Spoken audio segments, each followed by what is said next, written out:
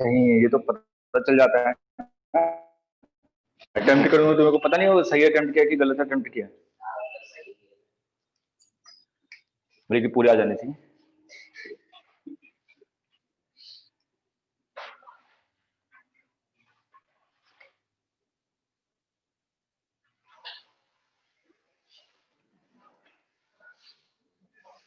कहाँ तक करवा दिया था? केटीजी।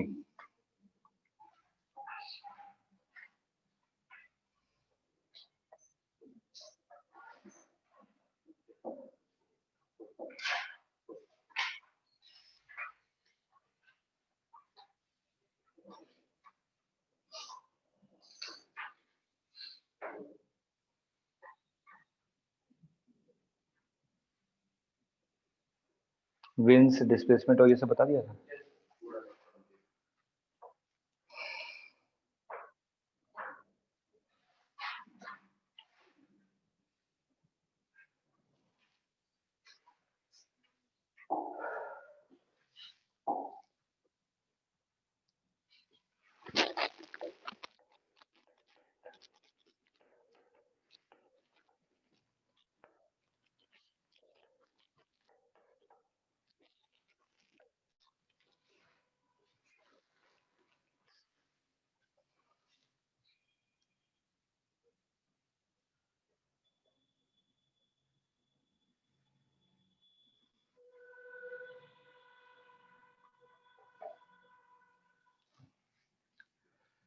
फर्स्ट हेडिंग डालिए प्रेशर वेरिएशन,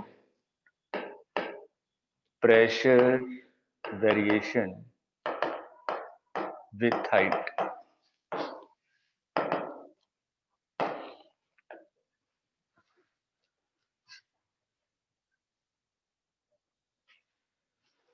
चलिए ये चीज तो पता है ना आपको, PV is equal to NRT. आपने एक और फॉर्मूला देखा होगा, P is equal to rho R T by M, पता है ना, तो इसका डिटेल में नहीं जा रहे। चलिए अब मेरा सिंपल से ये है कि अगर हम लोग एयर में ऊपर की तरफ जाते हैं, ठीक है, जैसे जैसे हायर एल्टीट्यूड की तरफ जाते हैं प्रेशर की वैल्यू इंक्रीज होती है कि डिक्रीज होती है? क्या होता है रिलेशन? आया हुआ है क्वेश्चन एग्जाम में। Simple, pressure is equal to क्या होता है, फोर्स पर यूनिट एरिया। ठीक है, तो हम लोग बात करते हैं, जैसे कि मैंने कहा कि ये ग्राउंड है और ये ऐसी बहुत सारे एयर पार्टिकल्स हैं। तो मैं जैसे जैसे ऊपर की तरफ बढ़ रहा हूँ कि प्रेशर की वैल्यू इंक्रीज या डिक्रीज जो भी हो रही है, मेरे को उसकी वैल्यू निकालनी है कि हाइट के रिस्पेक्ट में आपकी प्रेशर की वैल्यू कैसे चेंज होगी। ठीक, वैसा भी याद रखिएगा कि प्रेशर का रिलेशन क्या होता है। अगर हमें पूरा फॉर्मूला नहीं याद है तो हमें याद रखेंगे कि एक्सपोनेंशियली डिक्रीज करता है। ठीक है, अब एक्सपोनेंशियली डिक्रीज कर लिख लीजिए पहला। जैसे जैसे हम लोग ऊपर की तरफ जाते हैं प्रेशर आपका एक्सपोनेंशियली डिक्रीज करता है।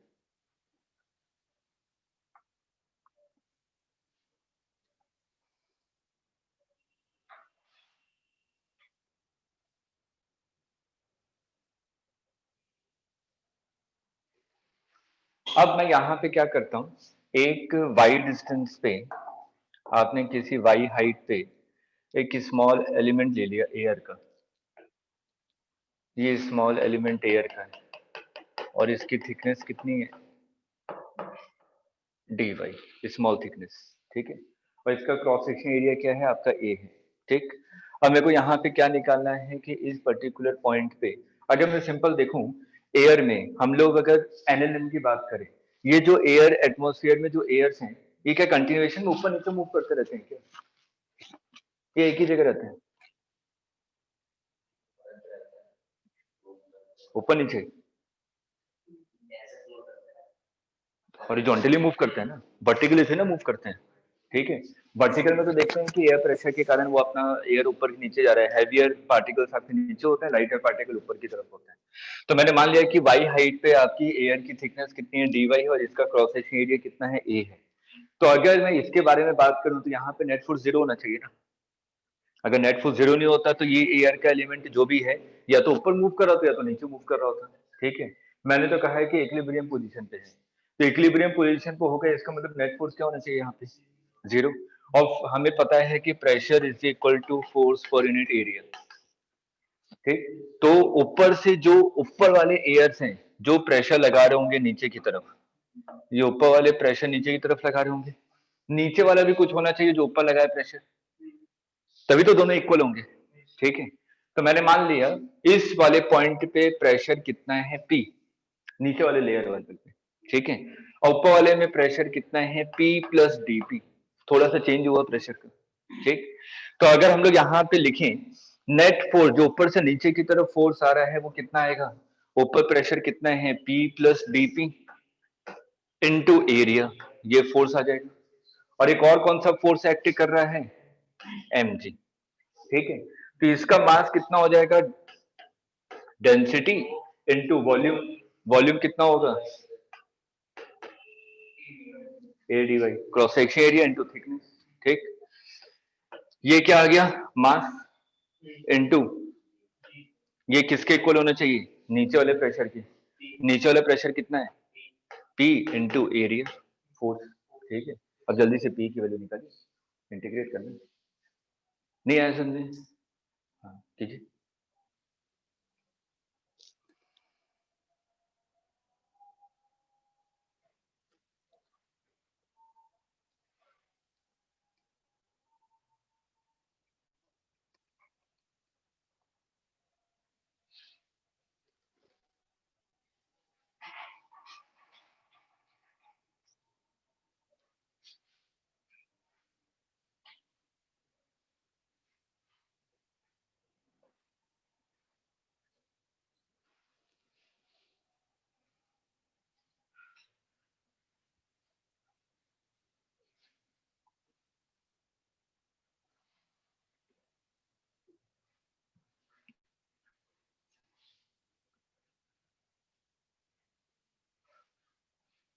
थोड़ा सिंप्लीफाई कीजिए मल्टीप्लाई करके, देखिए P की वैल्यू क्या आ रही है।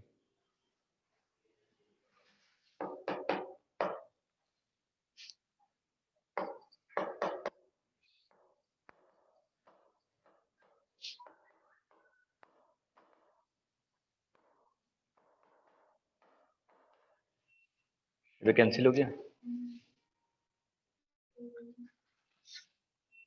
तो A into D P is equal to minus rho A G D Y, है ना।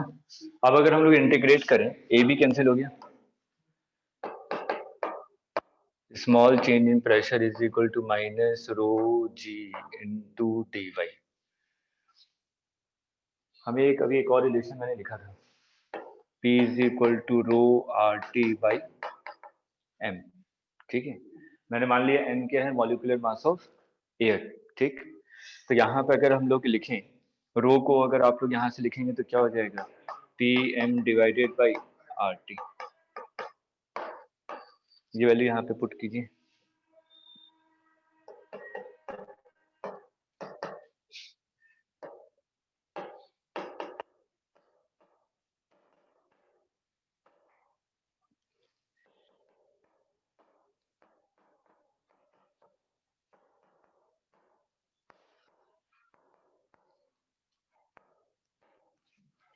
ठीक, जब y की वैल्यू 0 है, जब y की वैल्यू 0 है तो प्रेशर कितना है P नॉट, ग्राउंड पे मैंने मान लिया एटमॉस्फेरिक प्रेशर P नॉट है। अब जब y की वैल्यू किसी y पे है तो प्रेशर कितना है P, मेरे को ये निकालना है आपको। अब कीजिए, अब तो मैथ है, अब तो कर सकते हैं। ln के टर्म में आएगा, उसको फिर एक्सपोनेंशियल के टर्म में लिख लीजिए।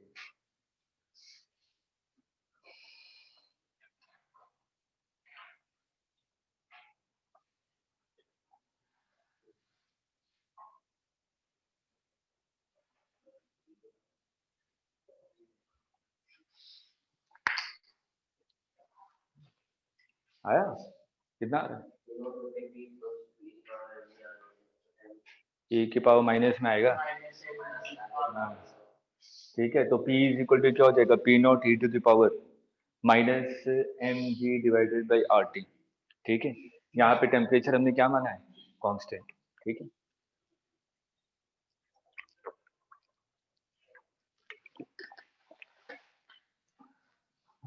बहुत साल पहले ये क्वेश्चन पूछा गया था प्रेशर का। लिखिए assumption, kinetic theory of gases में कौन कौन से एजम्पशन हैं? पहला एजम्पशन क्या है, जल्दी जल्दी बताइए।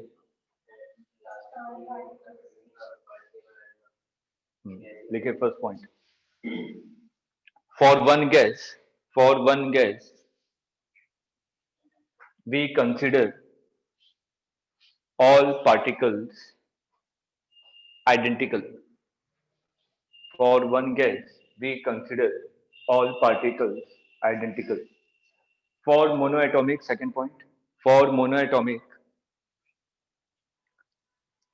we consider them as spherical. We consider them as spherical. Third point, we consider no interaction. We consider no interaction between two particles of gas, between two particles of gas. So potential energy is assumed to be zero. Potential energy is assumed to be zero. Hence, internal energy is equal to kinetic energy of gas. So, internal energy is equal to kinetic energy of gas. Next, all collisions are considered as elastic between particles and wall and wall. Therefore, there is no loss of energy. Therefore, there is no loss of energy. Next point. PV is equal to nRT. PV is equal to nRT. यहाँ पे V क्या है? Volume of free space. लिखिए PV is equal to nRT, where V is volume of free space. Volume of particles of gas, उसी में volume of particle of gas is negligible as compared to volume of container. Therefore V is equal to volume of container.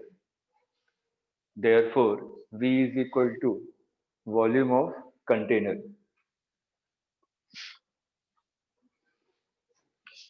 क्योंकि हम लोगों का जो gas के particles है उसका साइज बहुत ही स्मॉल है। मैंने कहा यहाँ पे ऑक्सीजन गैस है, तो जो भी गैस के पार्टिकल्स हैं वो इस रूम के साइज से बहुत छोटे हैं।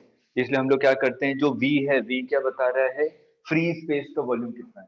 तो इसमें हम लोग वॉल्यूम ऑफ गैस को तो माइनस नहीं कर रहे हैं, तो सिंपल कह देते हैं कि जो भी आपका फ्री स्पेस का वॉल्यूम है वो किसके इक्वल है, कंटेनर के वॉल्यूम के इक्वल। ठीक है, क्योंकि गैस के पार्टिकल्स का वॉल्यूम आपका नेग्लिजिबल है। नेक्स्ट पॉइंट, मैं इस गैस पार्टिकल्स के बारे में बात कर रहा हूं। मैंने कहा कि गैस पार्टिकल है सिंपल। अगर हम लोग प्रोजेक्टाइल मोशन में पढ़ते थे कि m मास है, इसकी वेलोसिटी v है, तो ये ऐसे जाएगा, प्रोजेक्टाइल मोशन करेगा ना। तो जितने भी गैसेस पार्टिकल्स हैं वो भी v वेलोसिटी से मूव कर रहे हैं और हर एक गैस पार्टिकल का कुछ ना कुछ मास m है। ठीक है, लेकिन हम लोग क्या मान के चलते हैं, गैस पार्टिकल्स ऐसे मूव नहीं कर रहे हैं। ये कैसे मूव कर रहे हैं, स्ट्रेट। इसका मतलब ये जो डेविएशन है, ये डेविएशन आएगा ना इसके पाथ में, पार्टिकल स्ट्रेट जा रहे हैं, लेकिन एक्चुअल तो मोशन ये होना चाहिए। तो इसका मतलब इन दोनों के बीच में डेविएशन है। तो ये जो डेविएशन है, आइडियल गैस इक्वेशन हम लोग क्या मानते हैं, जीरो। क्यों मानते हैं, क्योंकि हम लोग ये मान के चलते हैं कि ग्रेविटी फ्री स्पेस है, ग्रेविटी का कोई रोल नहीं है गैस के पार्टिकल्स पे, क्योंकि गैस के पार्टिकल का मास क्या है, नेग्लिजिबल। ठीक है, इससे ग्रेविटी उस पर कोई फर्क नहीं डालता। एक तो ये तरीका है कि हमने ग्रेविटी फ्री माना हुआ है, क्योंकि उस पर एनर्जी का कोई सिग्निफिकेंस नहीं आ रहा। और दूसरा तरीका ये है, जैसे कि मैंने कहा कि एक बॉल है, ये बॉल है, ठीक है, मैंने बॉल को ऐसे धीरे से थ्रो किया तो ये प्रोजेक्टाइल करता हुआ नजर आएगा। अब बॉल को मैं 400 मीटर से थ्रो करूं तो सिंपल स्ट्रेट जाएगा।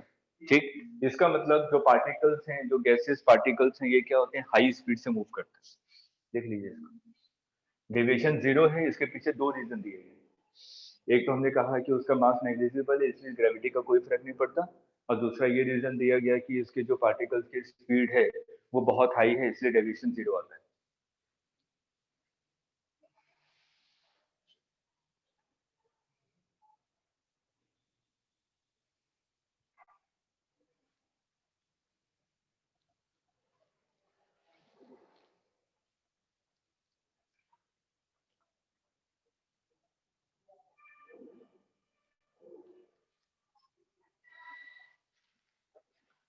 अभी आपने देखा PV is equal to NRT, तो PV is equal to NRT में एन का मतलब क्या होता है, number of moles. Number of moles को हम लोग क्या लिखते हैं, total mass divided by molecular mass into R into T. मैंने कहा कि इस वाले चैम्बर में कितने नंबर ऑफ पार्टिकल्स है, एन, और एक पार्टिकल का मास कितना है, स्मॉल एम, तो टोटल मास कितना हो जाएगा, small M into N divided by total मतलब कि molecular mass into R T, ये पीवी आ गया। तो यहाँ पे आपने क्या कहा, ये जो है ये पार्टिकल्स के एक का मास है, ठीक है। मैं स्मॉल एन ले लेता हूँ क्योंकि N N number of mole से डिफाइंड कर रहा है, कैपिटल एन ले लीजिए, ठीक है, number of particles capital N है। ये क्या है, mass of each particle, mass of each particle. तो यहां से N upon V, N upon V कितना आ जाएगा, M nought P divided by small M into R T. ठीक, मेरा क्वेश्चन ये है कि आइडियल गैस इक्वेशन के लिए एन अपॉन वी की वैल्यू हाई होनी चाहिए कि लो होनी चाहिए, यहाँ तक नोट कीजिए फिर लिखते। ये भी क्वेश्चन एग्जाम में पूछा हुआ है।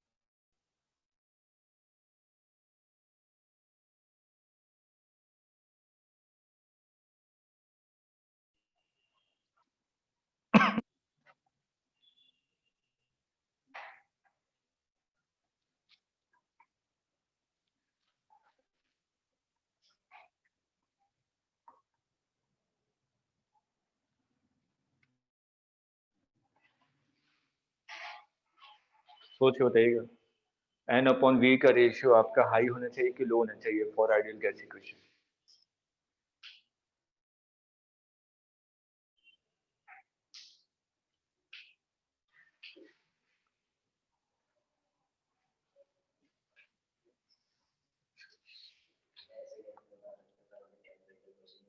पिटाई कर दूंगा, केमिस्ट्री में साफ साफ पढ़ते हैं ये, ठीक है ना, फिजिक्स में तो छोटा सा पार्ट है। क्यों, सोच के बताइए। हम्म, क्यों,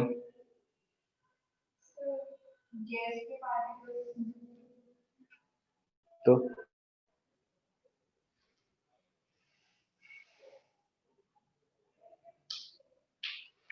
अगर ये लो होगा तभी जितने भी एजम्पशन आपने लिखे हैं तभी सब वैलिड होंगे। हिंट दे रहा हूँ, सोचिए कैसे वैलिड होंगे, अगर ये लो होगा तभी होगा, अगर हाई हुआ तब ये वैलिड नहीं होंगे जितने भी आपने एजम्पशन लिखे। अगर इसकी वैल्यू हाई हो गई, एन अपॉन बी की वैल्यू हाई हो गई, मतलब कि डेंसिटी बढ़ गई ना, नंबर डेंसिटी, मतलब कि कम एरिया में कम वॉल्यूम में इसमें लाख पार्टिकल्स हैं इतने वॉल्यूम में, ठीक है। अब मैंने कहा कि 9/V की वैल्यू कम है, मैंने कहा कि इतने कम वॉल्यूम में कितने हैं, 10 हैं, ठीक है। अगर 10 होंगे तो दूर दूर होंगे ना इतनी वॉल्यूम में, अगर मैंने कहा इसमें लाख हैं तो सब बहुत पास पास होंगे। अब पास पास होंगे तो इंटरेक्शन फोर्स को हम लोग नेग्लेक्ट नहीं कर सकते, अगर इंटरेक्शन फोर्स को नेगलेक्ट नहीं कर सकते तो पोटेंशियल एनर्जी जीरो नहीं हो सकती है। इसका मतलब टोटल इंटरनल एनर्जी आपकी काइनेटिक एनर्जी के इक्वल नहीं हो सकती है। सभी एजम्पशन उसी पे बेस्ड है, इसलिए हम लोग फ्री स्पेस वॉल्यूम को हम लोग कंटेनर का वॉल्यूम नहीं कह सकते हैं। आ रहा समझ में? ठीक है, रीजन लिख लीजिए। एन अपॉन वी का रेशियो क्या होना चाहिए? लो होना चाहिए for ideal gas.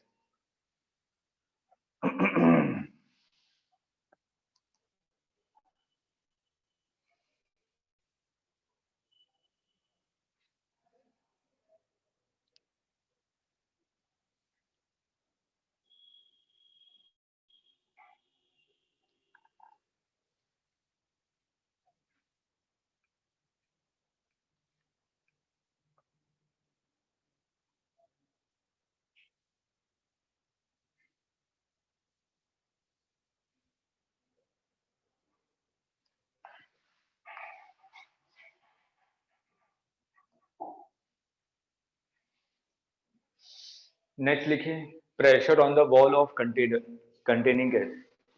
Pressure on wall of container containing gas. अगर किसी कंटेनर में गैस है तो उस पे के वॉल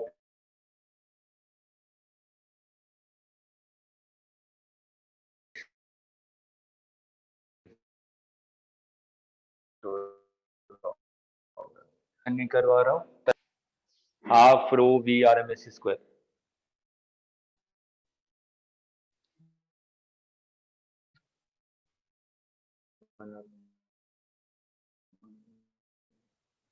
1/रो। और इसके सिग्निफिकेंस से समझते हैं। V R S root mean square velocity, ठीक है। रो क्या है? डेंसिटी। अभी मैंने कहा कि जो को हमें क्या करना है, काइनेटिक एनर्जी के फॉर्म में लिखना है कि उस काइनेटिक चैम्बर में है क्या। ये मैंने कहा कि कोई एक चैम्बर है, क्यूबॉइड है, एक कंटेनर है। अगर मैं किसी भी गैसेस पार्टिकल्स के बारे में बात करूं, ये कोई गैसेस पार्टिकल है, ये आपका किसी एक डायरेक्शन में मूव कर सकता है कि तीनों डायरेक्शन में मूव कर सकता है? तीनों डायरेक्शन में ना। तो मैंने कहा कि एक क्यूब है जिसमें ये आपका तीनों डायरेक्शन में मूव कर सकता है, V X, V Y, V Z. मतलब कि अगर इसकी मैं प्रोबेबिलिटी के बारे में बात करूं तो इसकी प्रोबेबिलिटी तीनों में है ना, ठीक है, और इक्वल प्रोबेबिलिटी 1/3 1/3 1/3। तो मैं यहाँ पे बात करूँ कि किसी भी गैसेस पार्टिकल को मैं यहाँ पे सिंपल इसमें रख दूं, तो ये तीनों डायरेक्शन में इक्वली इसकी प्रोबेबिलिटी है मूव करने की, ठीक। तो अगर मैं सिंपल एक गैस पार्टिकल के बारे में बात करूं तो उसकी एक डायरेक्शन में प्रोबेबिलिटी कितनी है? 1/3। और इसलिए आपकी ये 1/3 से आता है जब डेरिवेशन करते हैं तो, ठीक है। अब मैं यहाँ पे रो के बारे में बात कर रहा हूँ कि रो मैंने लिखा कि 1/3 total mass divided by volume into V R M S. Total mass क्या लिख सकता हूँ? Number of into each particle. तो मैंने यहाँ पे लिखा mass of each particle into volume V R M S square, ठीक है। ये प्रेशर आ रहा है हमारा। मेरे को काइनेटिक एनर्जी चाहिए, तो काइनेटिक एनर्जी का फॉर्मूला मेरे को पता है कि kinetic energy is equal to होता है हाफ वी स्क्वायर।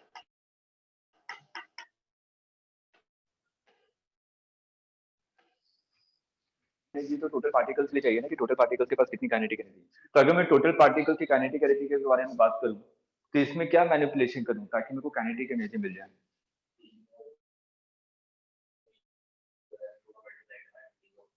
कीजिए कीजिए, नोट कीजिए, दो तीन और इसका इंपॉर्टेंट मार्क कीजिएगा।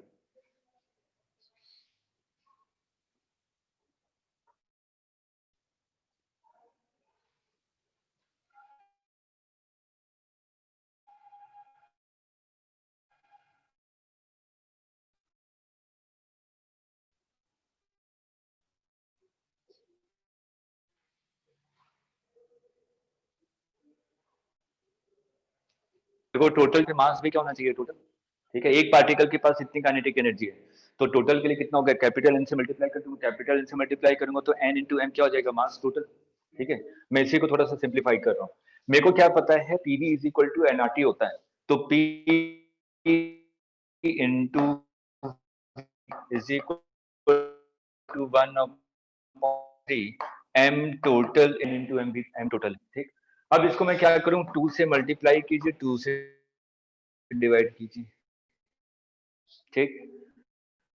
2 से मल्टीप्लाई 2 से डिवाइड करूंगा तो ये क्या आ गया,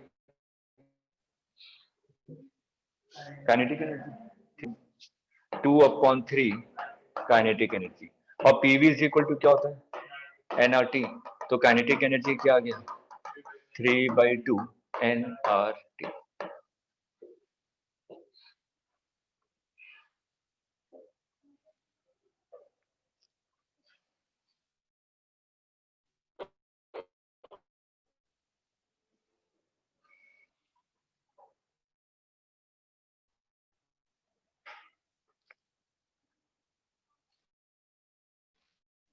ठीक है। अब मेरे पास प्रेशर इज इक्वल टू था 1/3 रो वी आर स्क्वायर। अगर मैं यहाँ पे लिखूं P upon rho is equal to, sorry, V R M S is equal to 3P/रो, ये आएगा ना। अभी आपने लिखा था कि P is equal to rho R T divided by M, ठीक है। तो यहां से देखिए आर टी बाई, बस इसमें एक चीज याद रखिए कि ये किस में होता है, इन केजी। मॉलिक्यूलर मास आप लोग केजी में रखेंगे अगर आपको किसी टेम्परेचर पे निकालना, टेम्परेचर केल्विन में।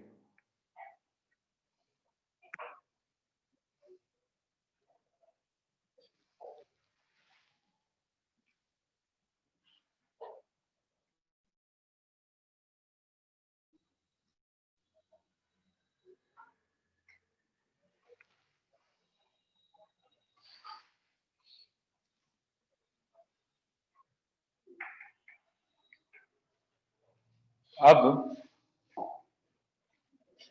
मेरा पहला क्वेश्चन, मैं प्रेशर को इंक्रीज कर रहा हूं, ये भी क्वेश्चन आपके इंजीनियरिंग में पूछा गया। Decrease, constant, can't say anything.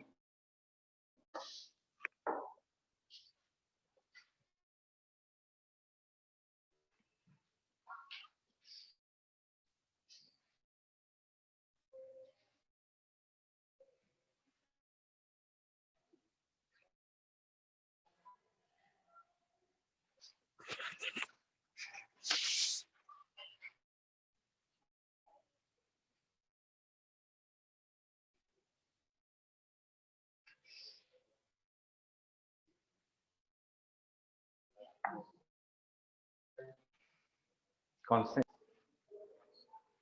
हर बार ये थोड़ी ना होता है कि मैंने लिख दी तो होना है, क्योंकि इससे पहले जितने भी लिए थे किसी ने भी ये ऑप्शन को मैंने मार्क ही नहीं किया था। कोई सोच के बताएगा क्यों, सोच के बताइए क्यों। अभी आपने लिखा V R M S is equal to 3RT/, और एक और आपने लिखा था 3P/रो, ठीक है। मैं यहाँ पे प्रेशर सिंपल लिखा कि प्रेशर को इंक्रीज कर रहा हूँ, तो प्रेशर को इंक्रीज कर रहा हूँ तो मेरे को ये नहीं पता रो भी इंक्रीज हो रहा है नहीं हो रहा, क्योंकि ये पूरा का पूरा पी ऑफ नेचर है। तो अगर मैं टेम्परेचर के बारे में कुछ भी नहीं कह रहा तो मैं यहाँ पे सिंपल इस डेटा से नहीं बता सकता कि वो इंक्रीज हो रहा होगा कि डिक्रीज हो रहा होगा। तो अगर मेरे से सिंपल पूछा जाए कि V R M S pressure पे डिपेंड करता है क्या, आप कहेंगे नहीं। किस पे डिपेंड करता है, टेम्परेचर पे। क्यों, क्योंकि पी अपॉन रो का रेशियो मेरे को नहीं पता कि इंक्रीज हो रहा है कि डिक्रीज हो रहा है।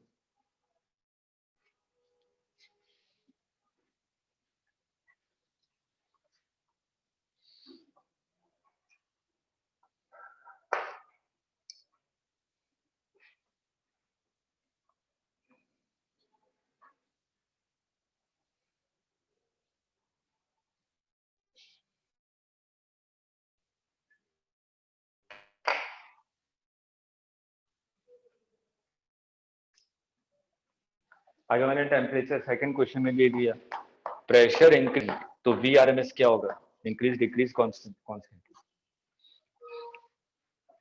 दोनों क्वेश्चन इंग्रीडिएंट में पूछे गए हैं।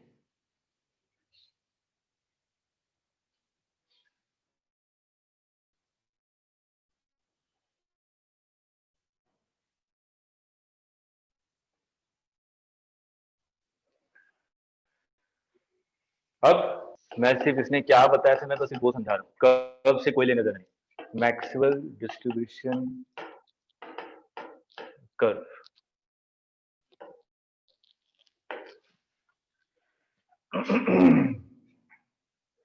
इसने क्या किया था, नंबर ऑफ पार्टिकल्स और वेलोसिटी के बीच में कब बनाया था, ठीक है। तो नंबर ऑफ पार्टिकल, जैसे कि मैंने कहा कि यहाँ पे 100 पार्टिकल्स है, ठीक। 100 पार्टिकल से कोई जरूरी तो है ना कि हर एक पार्टिकल की स्पीड सेम है, हर एक की रैंडमली अलग अलग होगी ना, कोलिजन भी हो रहा है, इधर भी हो रहा है, सब जगह से टकरा रहा है। तो मैंने कहा कि अगर 100 पार्टिकल्स हैं तो उसमें से मैंने कहा कि जो 20 पार्टिकल्स हैं उनकी वेलोसिटी कितनी है, 2 मीटर पर सेकंड स्क्वायर मान लिया, ठीक। और उसके बाद से दो 30 पार्टिकल्स हैं, उनकी स्पीड कितनी है, मैंने कहा 100 मीटर पर सेकंड। और जो 50 पार्टिकल्स हैं उनकी स्पीड मैंने कहा 5 मीटर पर सेकंड, ठीक है। 20 के 100 पार्टिकल्स से आपके पास, इसमें से 20 के कितनी स्पीड थी, 2 मीटर पर सेकेंड। जो 30 पार्टिकल से इनकी स्पीड थी 200 मीटर पर सेकेंड।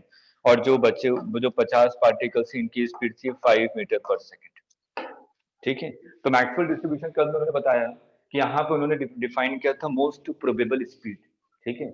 मोस्ट प्रोबेबल स्पीड का मतलब क्या हुआ कि कितने नंबर ऑफ पार्टिकल्स हैं जिनकी स्पीड कॉमन है। तो अगर मेरे को यहाँ पे इस डेटा से बताना है कि मोस्ट प्रोबेबल स्पीड कितनी है, तो आप बताएंगे 5, ठीक है। मैक्सिमम नंबर ऑफ पार्टिकल्स की स्पीड कितनी है, 5 मीटर पर सेकेंड। तो मैं कहूंगा कि अगर इस चैम्बर में अगर गैस पार्टिकल भरे हुए हैं, ठीक है, ये तो बहुत ही स्मॉल डेटा है ना, लाखों में होते हैं पार्टिकल्स, करोड़ों में होते हैं, ठीक है। तो वहां पे मैं कहूंगा कि जितने maximum number of particle speed common है, वही उस पूरे ओवरऑल की क्या होगी, कॉमन स्पीड होगी। मोस्ट प्रोबेबल, अगर मैथमेटिकली समझे, जिसकी प्रोबेबिलिटी सबसे ज्यादा है, जिसके नंबर ऑफ पार्टिकल्स की स्पीड सबसे ज्यादा होगी, उसकी प्रोबेबिलिटी सबसे ज्यादा होगी, ठीक। तो मोस्ट प्रोबेबल स्पीड कितनी हो जाएगी, 5 मीटर पर सेकेंड। तो उन्होंने यहाँ पे क्या किया, एक फॉर्मूला दिया, मोस्ट प्रोबेबल वेलोसिटी क्या दिया,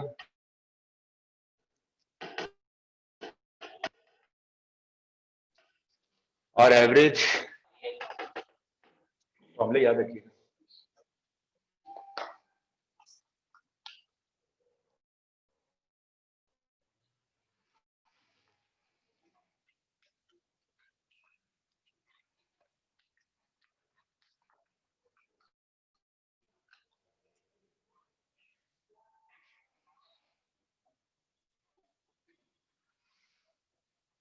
किसकी सबसे ज्यादा वैल्यू होगी, आरएमएस की, मोस्ट प्रोबेबल की, एवरेज की? इतनी तो मैथ्स आती है ना।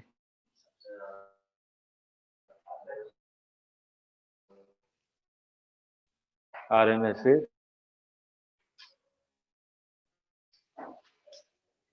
प्रोबेबिलिटी लिख,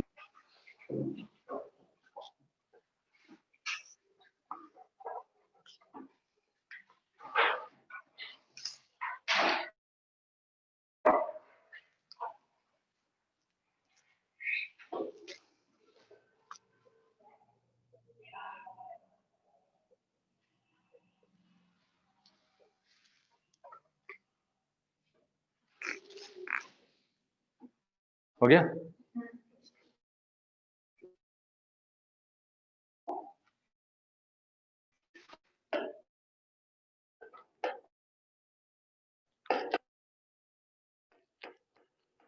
ग्राफ थ्योरी, मैंने कहा कि टेम्परेचर कांस्टेंट है, टेम्परेचर कांस्टेंट, इसका मतलब कौन सा प्रोसेस है, आइसोथर्मल प्रोसेस। बहुत इंपॉर्टेंट है, 99% चांस के क्वेश्चन से जरूर आएगा।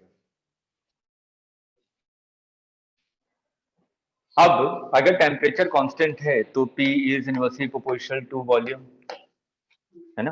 तो मैंने कहा कि पीवी ग्राफ आपको ये दिया हुआ है, ठीक है। ये ए से बी जा रहा है, फटाफट वीटी ग्राफ बनाइए और पीटी ग्राफ बनाइए जल्दी से। ये गिवन है, ये डेटा गिवन है।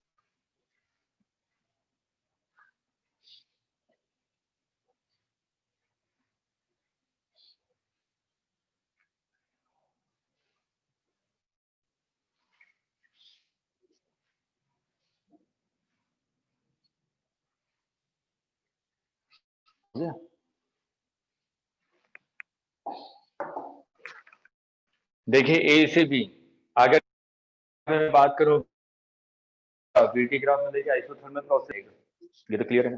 स्ट्रेट लाइन ऐसे बनेगा, मेरा ए से बी तक जा रहा हूँ, ए से बी जा रहा हूँ तो प्रेशर डिक्रीज हो रहा है, लेकिन वॉल्यूम क्या हो रहा है, इंक्रीज। इसका मतलब यहाँ पे क्या होना चाहिए, ए से बी होगा।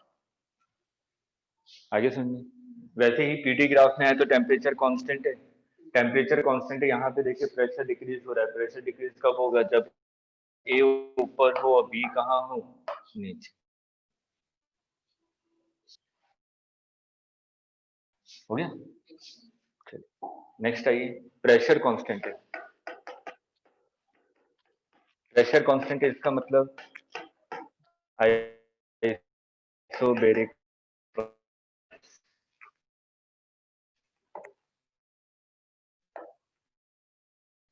या आपने कहा पीवी ग्राफ टेम्परेचर कांस्टेंट है, टेम्परेचर ये गिवन है।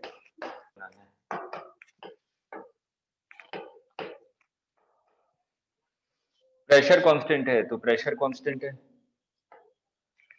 ठीक।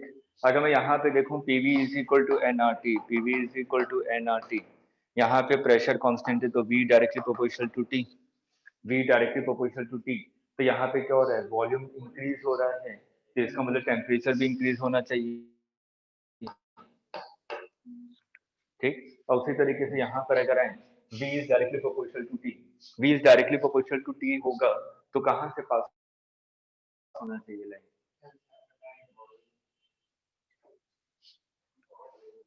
ओरिजिन से। क्यों,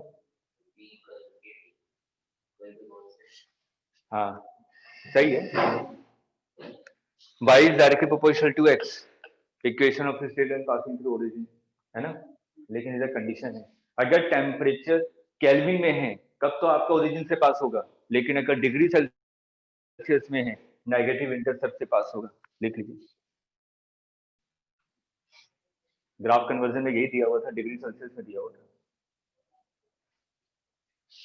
इफ टेम्परेचर इन केल्विन तो वीटी ग्राफ क्या होगा, ओरिजिन से पास होगा। If temperature in degree Celsius तो वीटी ग्राफ का नेगेटिव इंटरसेप्ट होगा, वाई इंटरसेप्ट।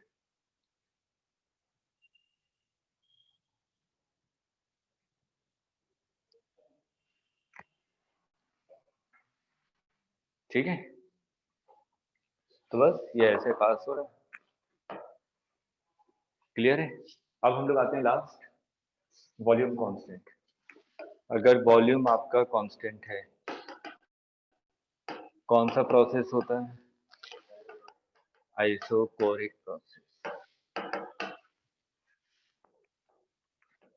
ये पीवी ग्राफ दिया है, वॉल्यूम कांस्टेंट दिया, मैंने कहा ए से बी ये है। अगर मेरे को पीटी ग्राफ बनाना है, पीटी ग्राफ में क्या होगा, P directly proportional to T, P directly proportional to T होगा तो कहाँ से पास होगा, ओरिजिन से। कब, जब टेम्परेचर क्या हो, केल्विन में, ठीक है। तो ये आपका यहाँ से पास हो रहा है, यहाँ पे प्रेशर इंक्रीज हो रहा है तो यहाँ पे भी टेम्परेचर इंक्रीज होगा, प्रेशर इंक्रीज हो रहा है। उसके बाद वीटी, वॉल्यूम कांस्टेंट है, वॉल्यूम कांस्टेंट है, टेम्परेचर इंक्रीज हो रहा है तो ए से बी ये होगा।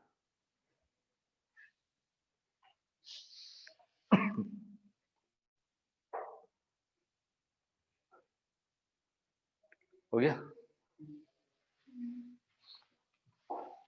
चलिए क्वेश्चन कीजिए। सिर्फ 2 ही क्वेश्चन करवा रहा हूँ।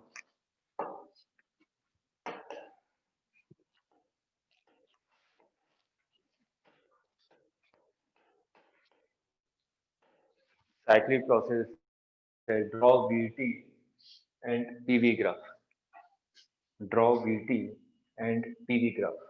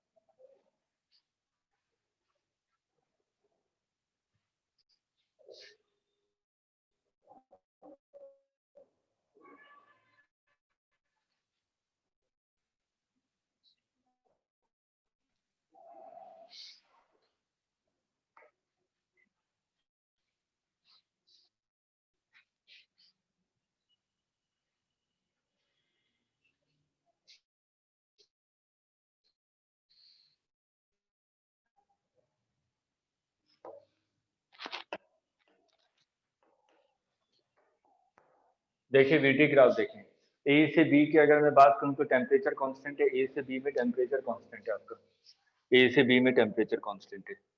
अब अगर टेम्परेचर कांस्टेंट है तो यहाँ पे आपका क्या हो रहा है, प्रेशर इंक्रीज हो रहा है। प्रेशर इंक्रीज होगा तो वॉल्यूम क्या करेगा, डिक्रीज। यही होगा ना, ए टू बी।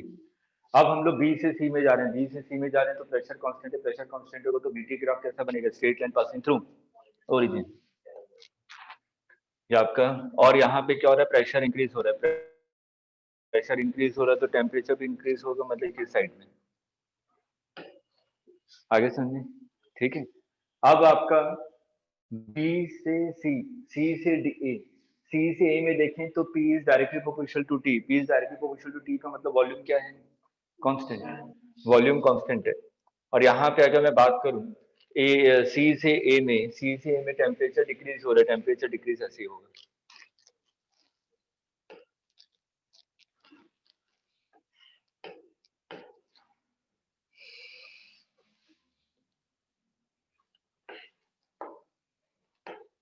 पीवी ग्राफ, ए से बी की अगर हम लोग बात करें, ए से बी में प्रेशर क्या है, कांस्टेंट, तो पीवी ग्राफ में प्रेशर कांस्टेंट रहेगा।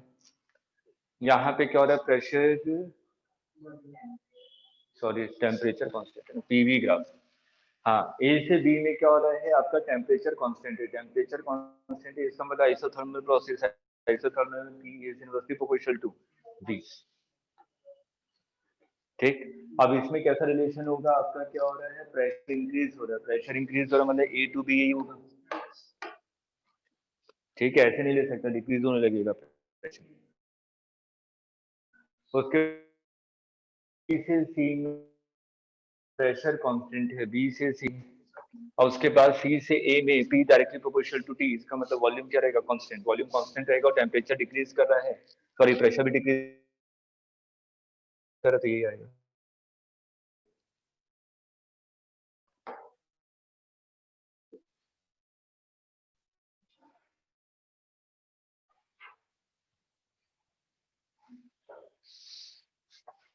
आगे समझे? ग्राफ कन्वर्जन हो जाएगा, कैसे भी ग्राफ देंगे तो। ठीक, प्रैक्टिस के लिए कर लीजिएगा घर पे, सिंपल सा है। मैंने कहा वही टी ग्राफ है, ये दिया हुआ है, ए से बी, सी से सी, सी से डी और डी से ए, साइक्लिक प्रोसेस।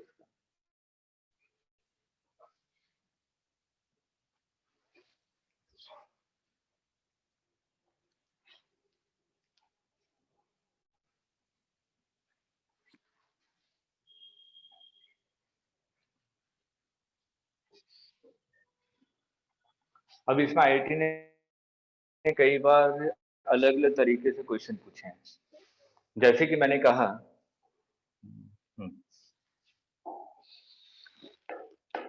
क्वेश्चन को समझिएगा, हम लोग पिक कैसे करेंगे क्वेश्चन को, कि कैसे करना है क्वेश्चन को प्रोसीड।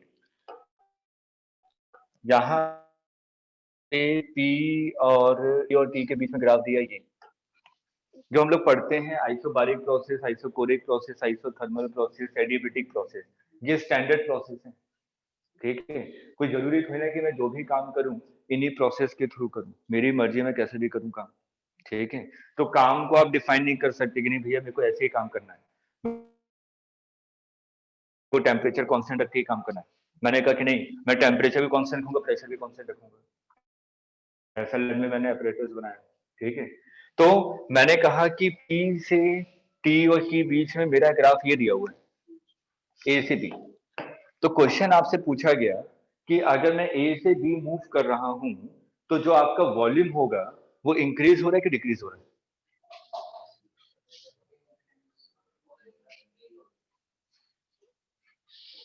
क्या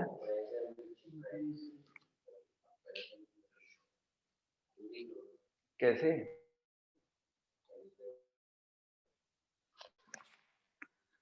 वैसे सोच ही नहीं पाएंगे, जो तरीका आप जो सोच रहे हैं बिल्कुल गलत है। क्योंकि मेरे को तो स्टैंडर्ड ग्राफ हुई ना ये, कि मैं PV is equal to NRT से रिलेशन निकाल लूं। वो तो स्टैंडर्ड था जो मेरे पास चार प्रोसेस थे, वो चार प्रोसेस है ही नहीं, क्योंकि यहाँ पे देखिए अजीब सा रिलेशन आ रहा है। मैं कुछ ऐसा बना दूं और गड़बड़ हो जाएगा, स्टैंडर्ड ग्राफ में आएगा नहीं वो सब रिलेशन। स्टैंडर्ड रिलेशन तो ये है ना, पीवी इज इक्वल ग्राफ मेरे को पता है स्टैंडर्ड क्या बनना चाहिए। ये स्टैंडर्ड ग्राफ कहाँ है? अगर मैं पी और टी के बीच में देखूं तो स्टैंडर्ड ग्राफ तो ये होता है, ओरिजिन से पास कर रहा होता है ना।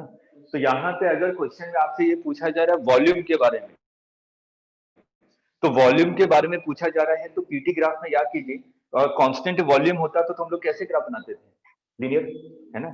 हम लोग वही काम करेंगे यहाँ पे भी, हम लोग वॉल्यूम वाला ग्राफ बनाएंगे, लीनियर होता है ग्राफ, ऐसे ही होता है ना।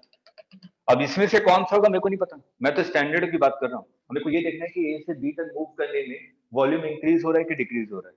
मेरा पहला क्वेश्चन ये है आपसे। अब क्वेश्चन को थोड़ा सा चेंज कर दिया, मैंने कहा कि पीटी ग्राफ आपको ये दिया हुआ है, एक दो तीन, ये V1 वॉल्यूम पे है, ये V2 वॉल्यूम पे है, ये V3 वॉल्यूम पे है। तो इंक्रीजिंग ऑर्डर में लिखिए, कैसे करें? हाँ ठीक है,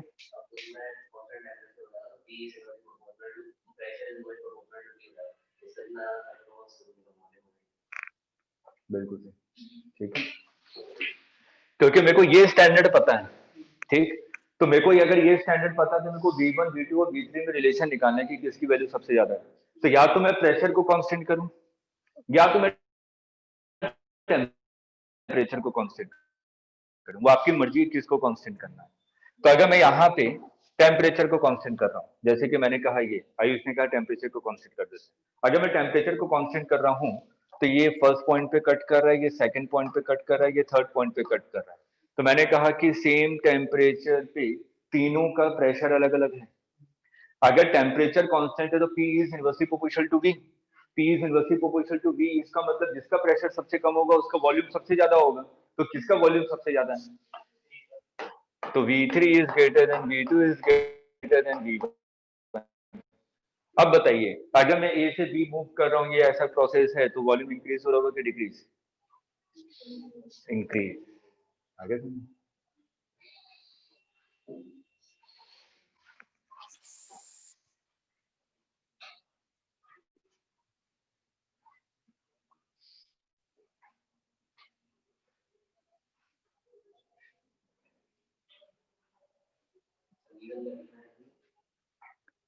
रीजन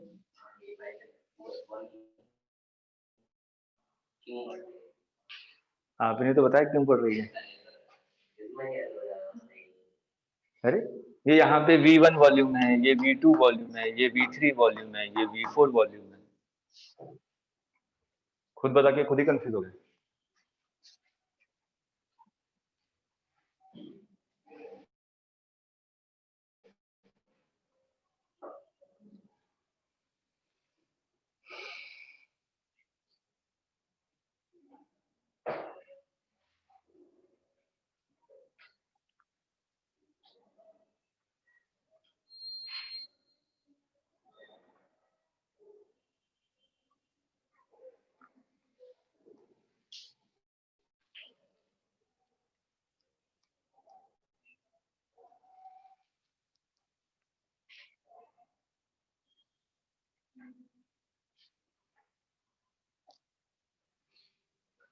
क्लियर है? अब दूसरे तरीका, मैंने कहा कि वॉल्यूम के बीच में रिलेशन आ गया। तीनों तरीके बता देता हूं कि कैसे कैसे पूछे गए एग्जाम में। मैंने कहा पीवी ग्राफ है, ए से बी आने में टेम्परेचर इंक्रीज हो रहा है, डिक्रीज हो रहा है, क्या हो रहा है?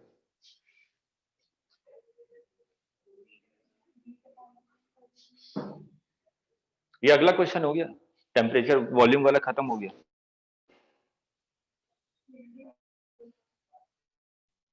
कैसे? ये पी इक्वल टू एनआरटी है ही नहीं।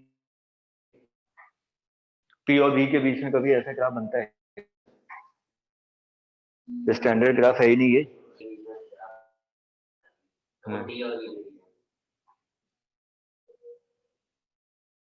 कैसे?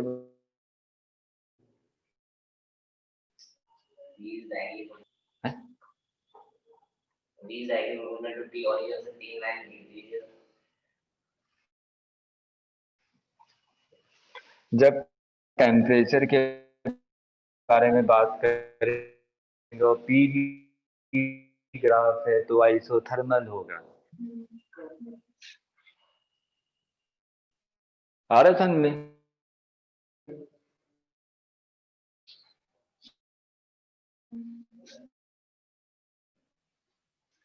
जब भी हम लोग वॉल्यूम,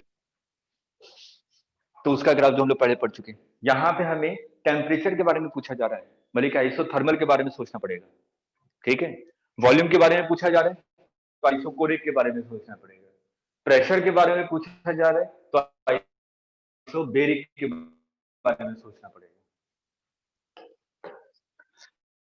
मैंने कहा पीवी ग्राफ है, ये T1 टेम्परेचर पे है, ये T2 टेम्परेचर पे है, ये T3 टेम्परेचर पे है। कौन सा टेम्परेचर ज्यादा होगा?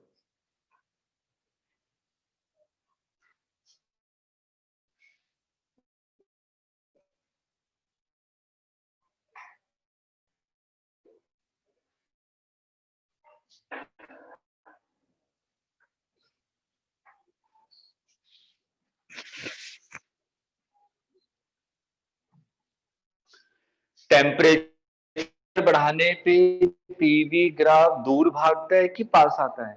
ऐसा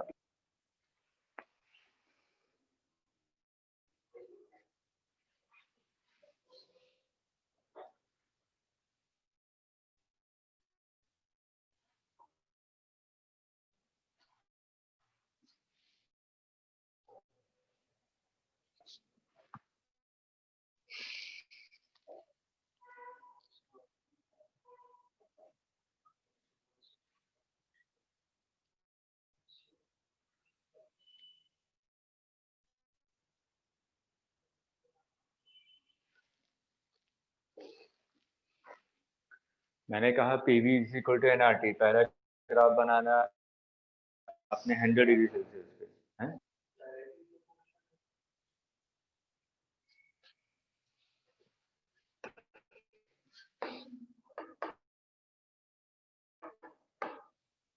हाँ, कौन डायरेक्टली प्रोपोर्शन है? टेम्परेचर तो कांस्टेंट है।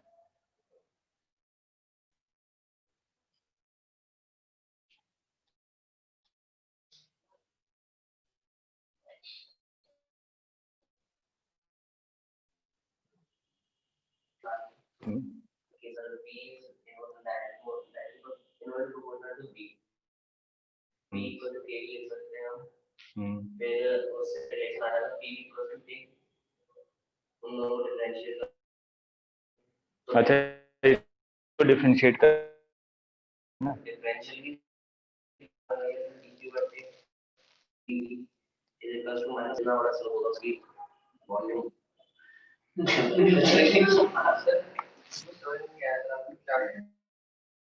मेरा कहने का मतलब है ये पीवी ग्राफ दिया हुआ है आइसोथर्मल प्रोसेस के लिए, सब आइसोथर्मल ही। किसका टेम्परेचर ज्यादा है?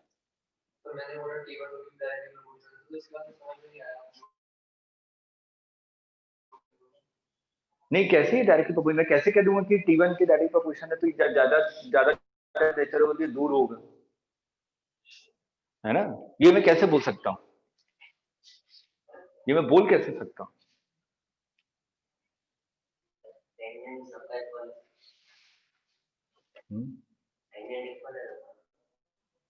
इक्वल है। हाँ ठीक है, इक्वल है।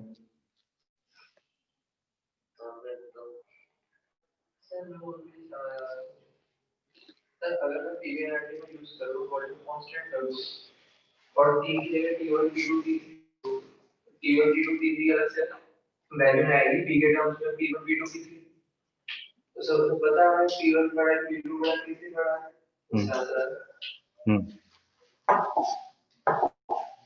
जैसे कि मैं प्रेशर को कांस्टेंट कर देता हूँ, तो किसी न किसी एक को कांस्टेंट करना पड़ेगा, तभी मैं टेम्परेचर के बारे में बता सकता हूँ।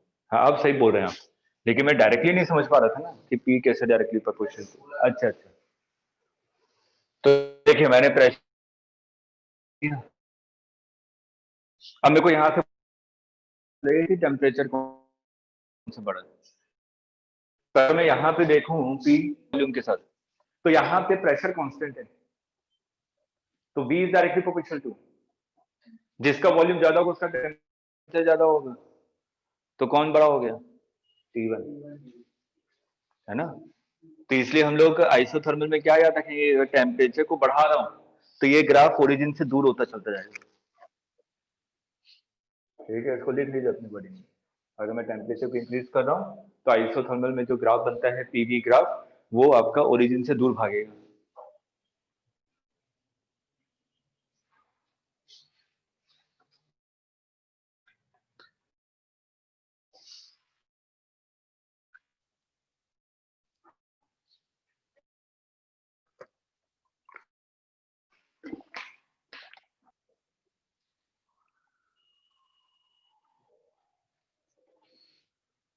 तो कल मॉर्निंग में क्लास है आप लोग की, लेक्चर स्टार्ट की 8:30, 1 घंटे की, क्योंकि उसको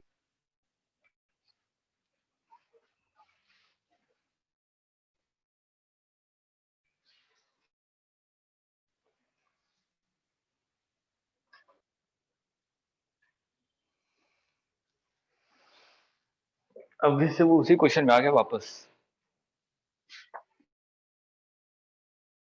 मैं ए से बी मूव कर रहा हूँ, ठीक है।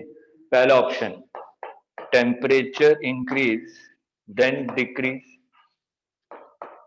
Temperature decrease then increase, temperature continuously increasing, temperature continuously decreasing। कौन सा ऑप्शन करेक्ट है?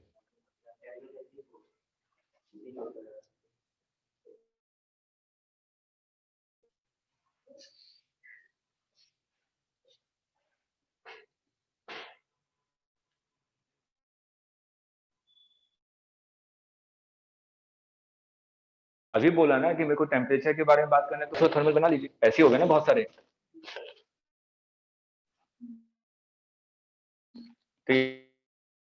T1 ये T2 ये T3 ये T4 दूर है सबसे, ठीक। तो सबसे पहले टेम्परेचर क्या हो रहा है? इंक्रीज, फिर क्या हो रहा है? डिक्रीज।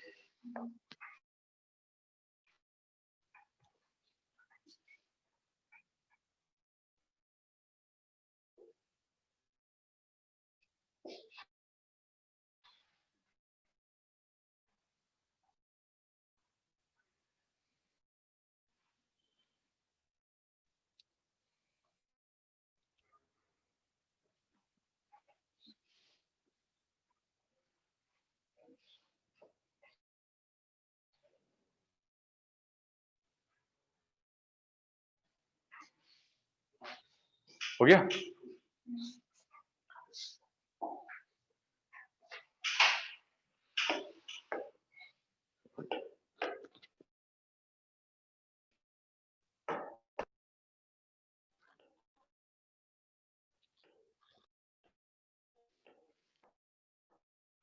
कम प्रेशर,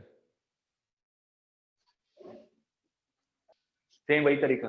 अगर प्रेशर ऐसे बनता ना, पासिंग थ्रू ओरिजिन, तो P1 P2 P3 P4, तो कंटिन्यूसली प्रेशर क्या हो रहा है? इंक्रीज हो रहा है जैसे वॉल्यूम में हो रहा था।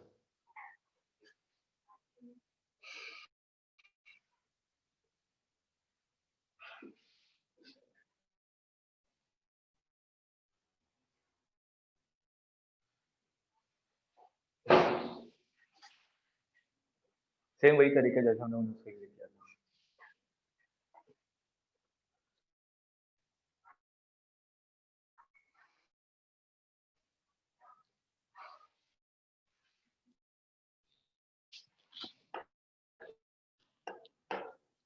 यू टर्म्स, मैं सिंपल हर एक के बारे में बता रहा हूँ, थोड़ी चीजों को ध्यान में रखिएगा। अगर एडियाबेटिक वॉल्स हैं, क्योंकि हम लोग चैम्बर में रखते हैं ना गैस को, तो उसमें लिखा रहता है कि एडियाबेटिक वॉल्स हैं, कंडक्टिंग वॉल्स हैं या डायफ्रेक्टिक वॉल्स हैं, ठीक। मैं यहाँ पे बात करूँ कि एडियाबेटिक वॉल्स हैं, एडियाबेटिक वॉल्स का मतलब क्या होगा? There is no exchange of heat, देख लीजिए, there is no exchange of heat,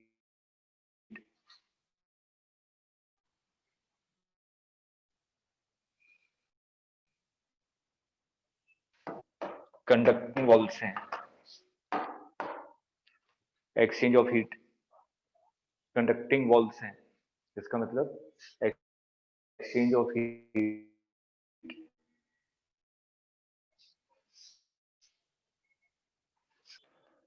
diathermic walls हैं, इसका मतलब हीट एक्सचेंज पॉसिबल है लेकिन at a very slow rate, heat exchange at a very slow rate.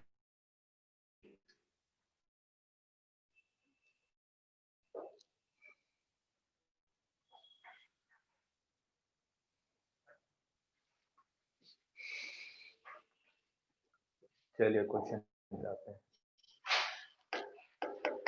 Kinetic theory और thermodynamics दोनों parallelly चल रही हैं, ठीक है, दोनों पैरेलली चल रही हैं। तो पहला क्वेश्चन है, एक चैम्बर है आपका,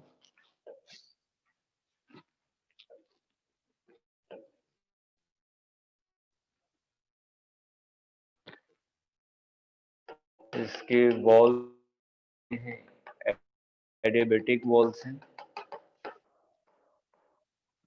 यहाँ पे आपने एक हीटर लगाया,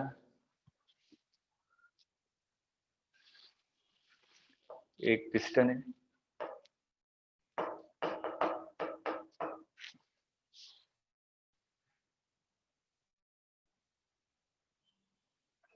और इसकी वॉल्स भी कैसी हैं? एडियाबेटिक वॉल्स हैं, एडियाबेटिक पिस्टन है, मतलब यहाँ से भी हीट एक्सचेंज नहीं हो सकता।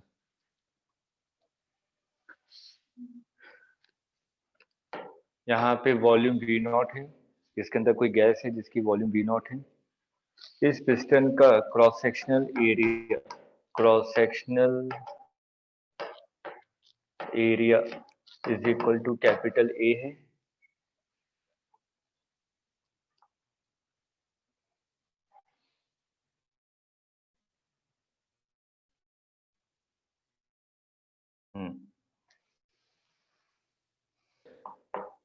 पी नॉट है। तो आप सोच के बताइए, इनिशियल केस में, बिल्कुल इनिशियली मैंने कहा कि चैम्बर है, इसमें मूवेबल पिस्टन है जो मूव कर सकता है, और इसके अंदर गैस है। मैंने हीटर को ऑन किया, ऑन करने से पहले अंदर,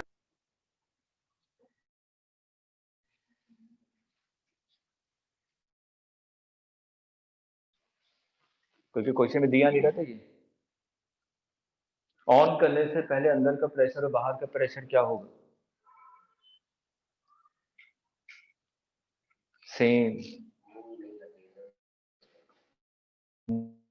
मूवेबल है, ठीक है, हाँ, रेस्ट पोजीशन पे, इसका मतलब अंदर का फोर्स बाहर का फोर्स दोनों इक्वल होना चाहिए। अगर कोई भी फोर्स ज्यादा होता है, या तो इसने इधर मूव कर रहा होता है या तो इधर मूव कर रहा होता। तो यहाँ पे क्वेश्चन में ये नहीं दिया हुआ था, इसने ये दिया हुआ था कि इनिशियली बाहर का प्रेशर कितना है, पी नॉट, और मैंने कहा कि हीटर को ऑन किया, ठीक, और इसने इसके प्रेशर के बारे में कुछ बात नहीं की। इसका मतलब इनिशियल कंडीशन में पिस्टन इसी पोजीशन पे था, तो अंदर का प्रेशर भी क्या होना चाहिए, बाहर प्रेशर के, तभी 0 होगा, पिस्टन उसी पोजीशन पे रहेगा। ठीक, तो अंदर का प्रेशर कितना है, T not. Find displacement of piston, find displacement of piston as temperature rise from T naught to T naught।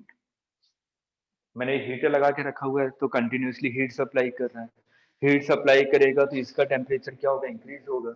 मैंने कहा कि इसका टेम्परेचर कितना हो गया, 2T नॉट हो गया, तो पिस्टन कितना मूव करना पड़ेगा।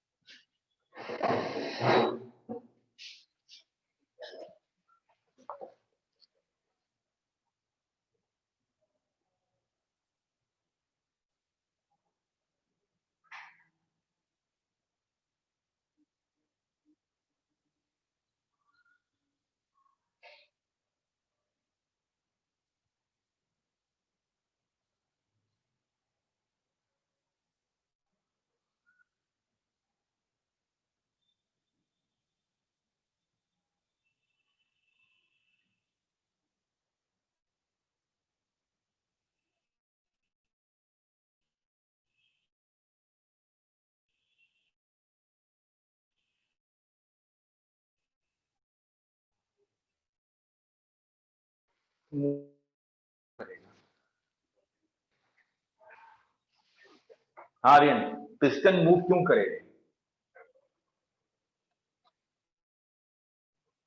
जब प्रेशर डिफरेंस हो तभी ना। ठीक है, अब मैं क्या करूं, टेम्परेचर बढ़ा रहा हूं, लॉजिकली सोचिए क्या क्या चीजें हो रही है। अगर मैं टेम्परेचर बढ़ा रहा हूँ, टेम्परेचर बढ़ा रहा हूँ, इसका मतलब जो अंदर की गैसेस पार्टिकल्स उनकी काइनेटिक एनर्जी बढ़ रही है, काइनेटिक एनर्जी बढ़ रही है तो उसकी स्पीड बढ़ रही है, कोलिजन और ज्यादा तेज होगा, इसका मतलब अंदर पे प्रेशर ज्यादा बढ़ेगा, ज्यादा प्रेशर करेगा ना। अभी मैं क्या कर रहा हूँ, 10 मीटर से टकरा रहा हूँ इससे,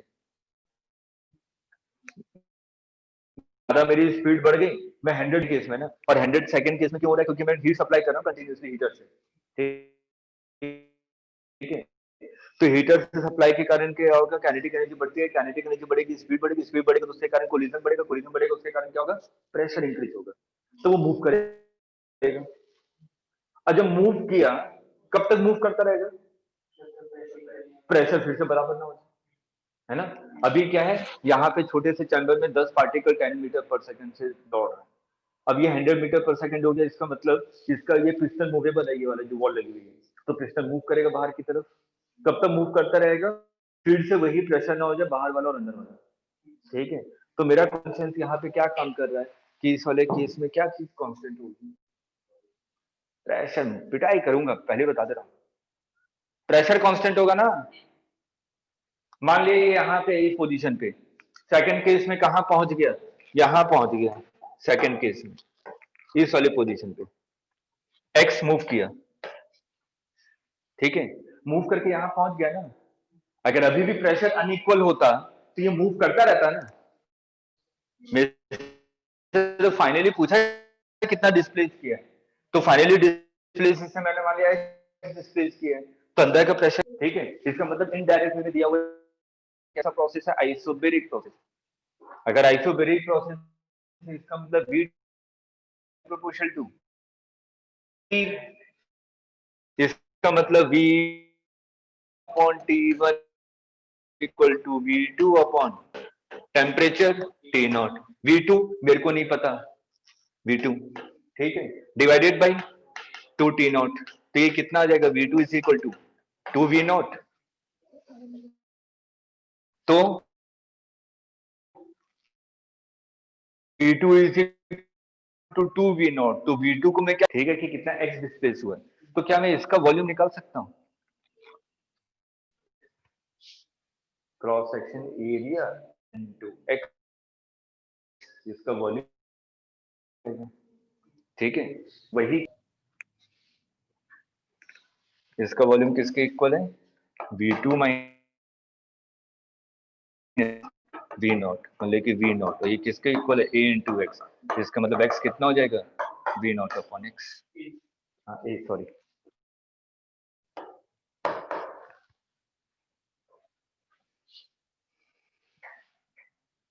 अरे आ गया,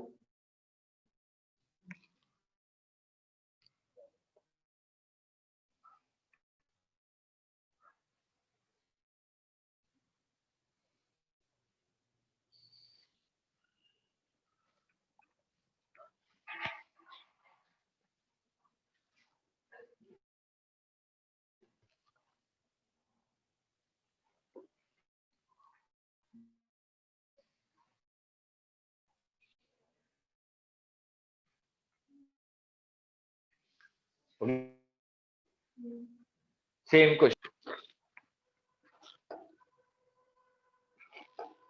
वही एडियाबेटिक वॉल्व है, मूवेबल पिस्टन है, लेकिन मैंने क्या लगा दिया, स्प्रिंग लगा दिया, वही हीटर लगाया हुआ नहीं, वी नॉट है, टी नॉट है, इनिशियल प्रेशर पी नॉट है, का इनिशियल प्रेशर, तो मेरे से पूछा गया पिस्टन कितना मूव करेगा,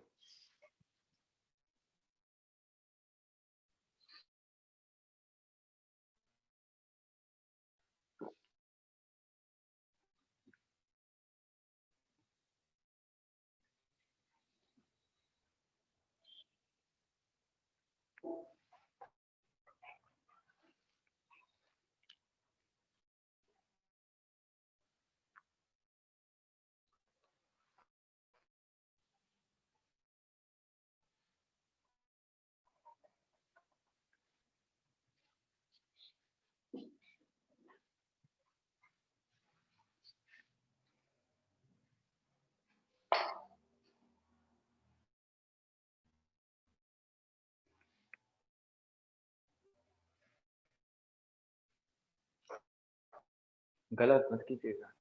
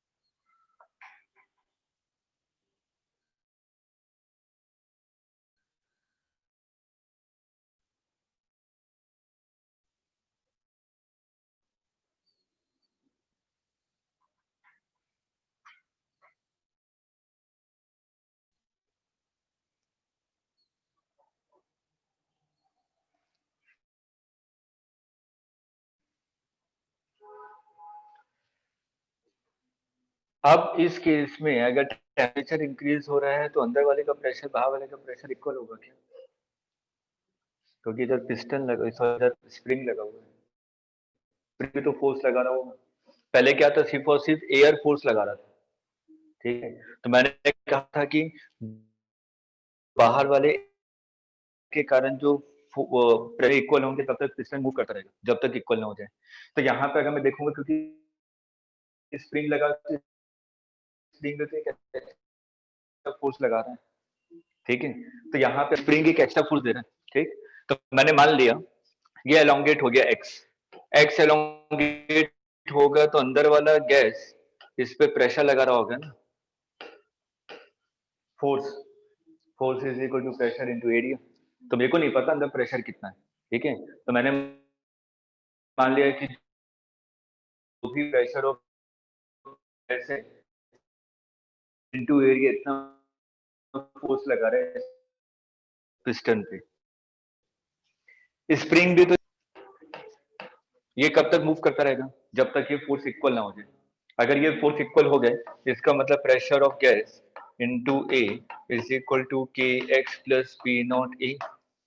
तो प्रेशर ऑफ गैस मेरे को पता चल गया K X plus P naught A divided by A. जब प्रेशर इसका पी नॉट हो चुका होगा तो गैस लगा रहे हैं लोग, ठीक। क्या चीज कांस्टेंट है यहाँ पे?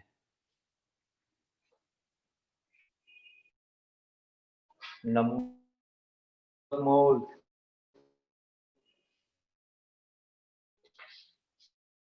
गैस के नंबर ऑफ मोल्स उतने ही है ना, 10 पार्टिकल तो के 10 ही पार्टिकल से ना चेंज हो रहे हैं। V1 is equal to T2 P kx plus P naught A divided by A into V2। V2 कितना है मेरे को नहीं पता, ठीक है, वही तो निकालना है।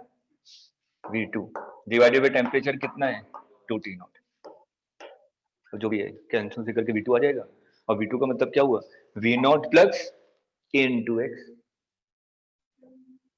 V2 तो यही है ना, initial volume plus A into x जितना डिस्प्लेस हुआ है।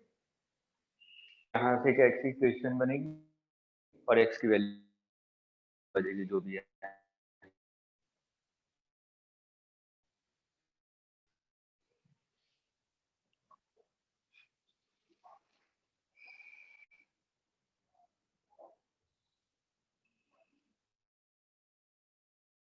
नहीं है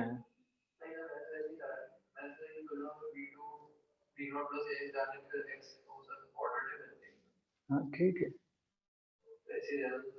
हाँ ऐसे रहने दीजिए, वो तो मैंने अननोन पैरामीटर्स दिए हैं, क्वेश्चन आया उसमें वैल्यू दी हुई थी कितना एटमॉस्फेयर ये सब।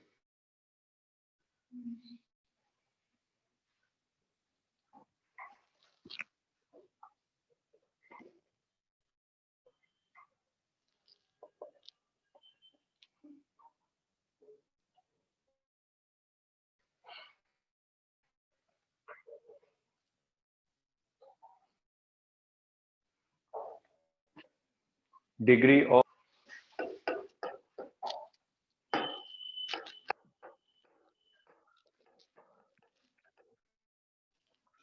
इसको स्मॉल एफ से डिनोट करते हैं, लिखिए it is the number of modes is the number of modes a particle by which a gas particle can keep energy can keep energy।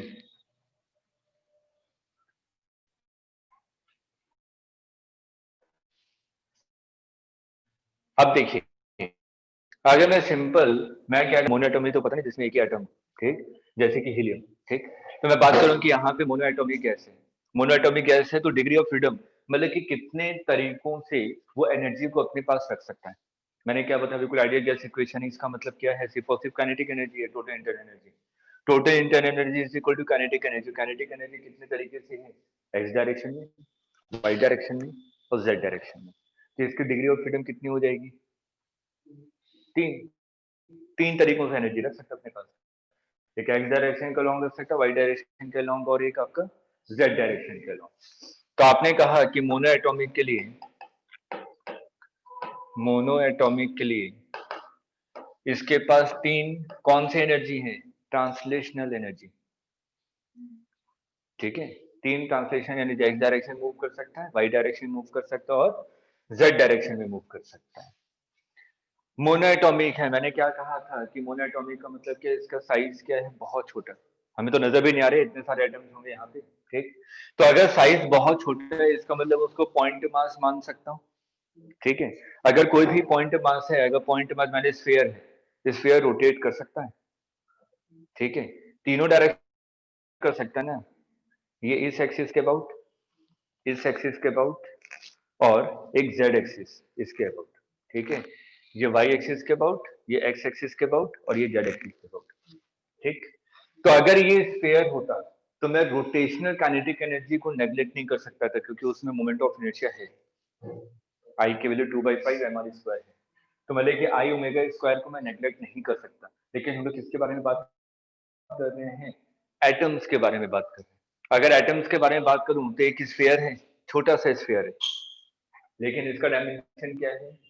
Negligible. अगर इसका डायमेंशन नेग्लिजिबल है तो इसका मोमेंट ऑफ इनर्शिया क्या होगा? जीरो, ठीक है। अगर मोमेंट ऑफ इनर्शिया जीरो है तो यहाँ पे कोई भी रोटेशनल काइनेटिक एनर्जी नहीं होगी। इसलिए हम लोग यहाँ पे डिग्री ऑफ फ्रीडम के बारे में बात करेंगे तो यहाँ पे लिखेंगे इसके पास सिर्फ और सिर्फ 3 डिग्री ऑफ फ्रीडम है। वो किसके कारण है? ट्रांसलेशनल मोशन के कारण, ठीक। अब हम लोग आते हैं डायटोमिक के बारे में। मैंने कहा कि डायटोमिक है, डायटोमिक है तो H2, ठीक है, डायटोमिक है ये डायटोमिक है, ठीक है। एक एटम इधर, एक एटम इधर, और दोनों के बीच में बॉन्ड है, ठीक।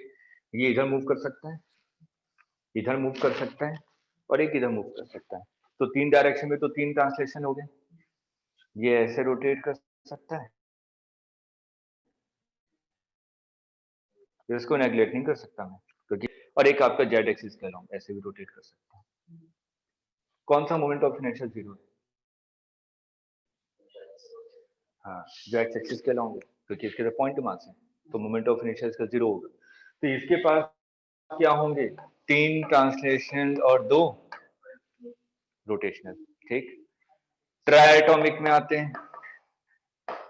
ट्राइएटॉमिक में आपने पढ़ा होगा 2 तरीके के होते हैं, एक होता है आपका लीनियर और एक होता है नॉन लीनियर। लीनियर के एग्जांपल CO, लीनियर एटम होता है, सॉरी लीनियर मॉलिक्यूल होता है, ठीक। ट्राइएटॉमिक है, लीनियर है तो इसका भी वही तरीका, ये ऐसे रोटेट कर सकता है, ऐसे रोटेट कर सकता है, लेकिन इस डायरेक्शन में रोटेशन जीरो, ठीक है। तो इसका लीनियर का कितना होगा? 3 ट्रांसलेशनल और 2, ठीक है। उसका ये वाला भी मोमेंट ऑफ इनर्शिया होगा, ये वाला भी होगा, और ये वाला भी होगा, तीनों एक्सिस के लॉन्ग। अब यहाँ पे आपके तीनों के लॉन्ग आपके रोटेशन होंगे, तो कितना हो जाएगा? 3 ट्रांसलेशन और 3 रोटेशन। अब ये तो हम लोग बात कर रहे थे कि नॉर्मल टेम्परेचर पे ये सब चीजें। क्वेश्चन को ध्यान से पढ़िएगा तो क्वेश्चन में कभी कभार दिया रहता है at a very high temperature. अगर at a very high temperature के बारे में बात कर रहे हैं, वाइब्रेशन आ जाती है, ठीक है। और वाइब्रेशन एनर्जी की अगर हम लोग बात करें, आपने एसएचएम पढ़ा, एसएचएम हम लोग 2 एनर्जी के बारे में बात करते हैं, काइनेटिक एनर्जी और पोटेंशियल एनर्जी, ठीक है। एक एनर्जी के कारण 1 डिग्री ऑफ फ्रीडम आ रहा है, तो वाइब्रेशन के कारण कितने डिग्री ऑफ फ्रीडम ऐड होंगे?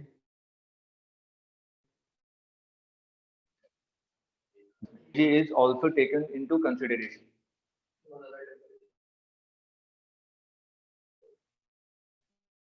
हाँ, अगर क्वेश्चन में मेंशन किया eight a very high temperature, वो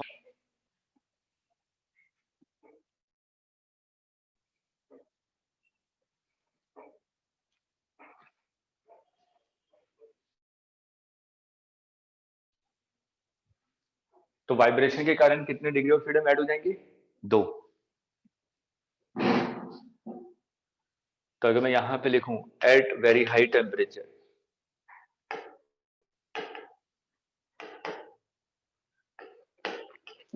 3 ट्रांसलेशन तो थी, 2 वाइब्रेशन और आ जाएंगे।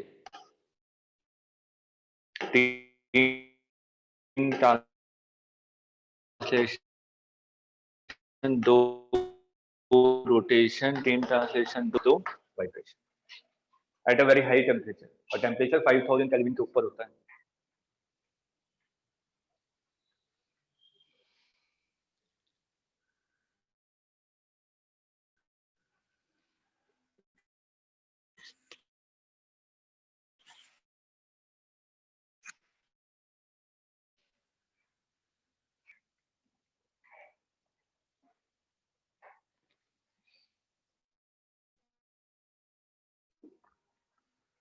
और अगर लिखा हुआ है at a very low temperature,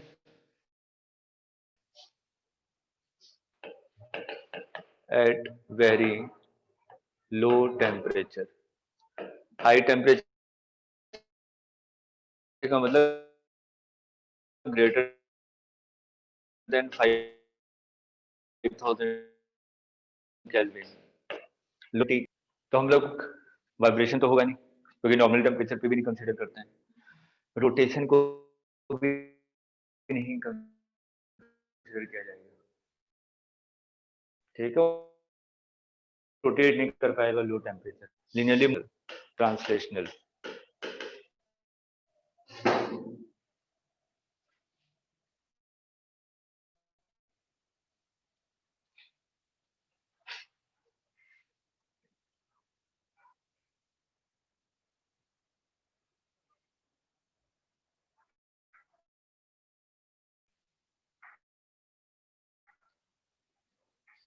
लिखिए Maxwell partition law, Maxwell equi partition law.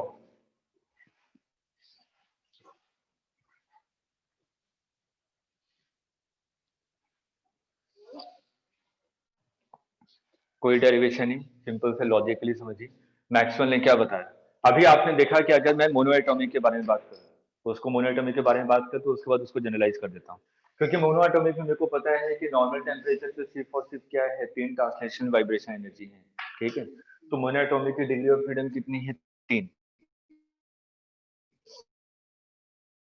अभी आपने मोनोएटॉमिक के लिए निकाला था, ये लिखा था, ठीक है, 3/2 nRT। तो मेरे को ये पता है कि 3 यहाँ पे क्या है, डिग्री ऑफ फ्रीडम, ठीक है। अगर एक्चुअली देखा जाए हम लोग तो डेरिवेशन करते हैं, किसके लिए करते हैं, मोनोएटॉमिक के लिए। जो हमारा डेरिवेशन था ना 1/3 rho V R M S square, वहां से जो हमने निकाला था, किसके लिए निकाला था, मोनोएटॉमिक गैस के लिए।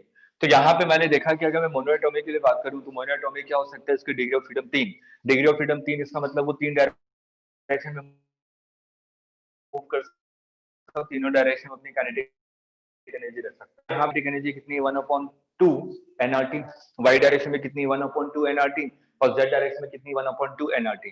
तो टोटल काइनेटिक एनर्जी कितनी है, 3/2 nRT, ठीक है। तो इसने यही कहा, जो मैक्सवेल ने कहा कि जो भी पार्टिकल की एनर्जी है, इक्वी पार्टीशन लॉ के हिसाब से क्या है, कि जितनी उसकी डिग्री ऑफ फ्रीडम होगी, हर एक में इक्वली डिवाइडेड होगी। तो मैंने क्या कहा कि मोनोटॉमिक की कितनी है, 3/2 nRT। तो एक्स डायरेक्शन में कितनी है, 1/2 nRT। वाई में 1/2, जेड में 1/2, तीनों को ऐड किया तो ये आ गया। तो इसको अगर मैं जनरलाइज करूंगा, तो जनरलाइज क्या करूंगा, f/2, और ये किसके इक्वल होगा, इंटरनल एनर्जी, जो कि kinetic energy, very very important.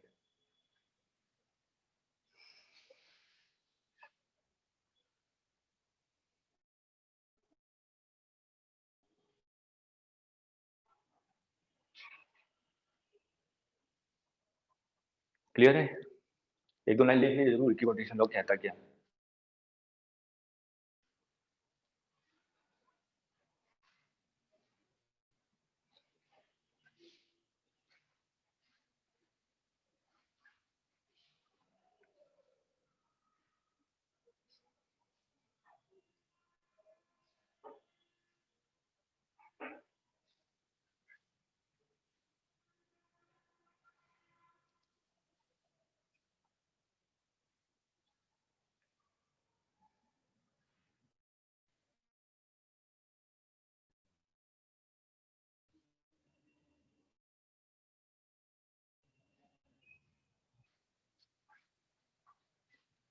तो इसको अगर मैं थोड़ा सा और अच्छे से लिखूं, internal energy is equal to F/2 n degree of freedom, n is number of moles, r is gas constant.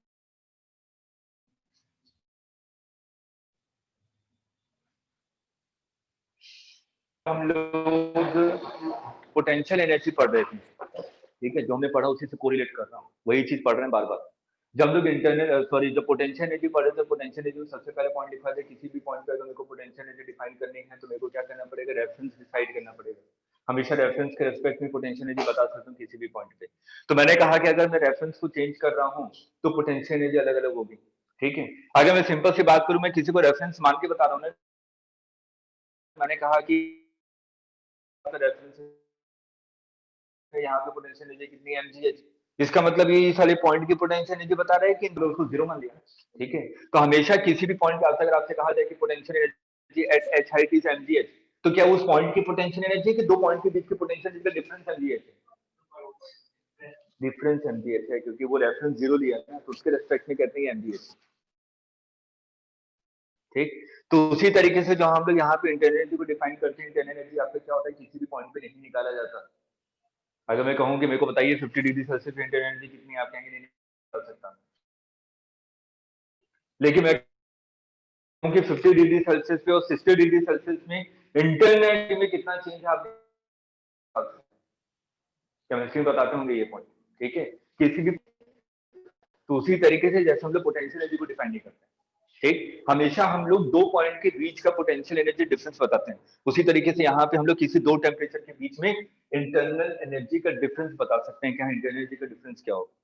Internal energy किस पे डिपेंड करती है, टेम्परेचर पे डिपेंड करती है, क्योंकि यहाँ पे देखिए इंटरनल प्रोपोर्शनल टू टेम्परेचर, इसका मतलब इंटरनल एनर्जी आपके टेम्परेचर पे डिपेंड कर रही है।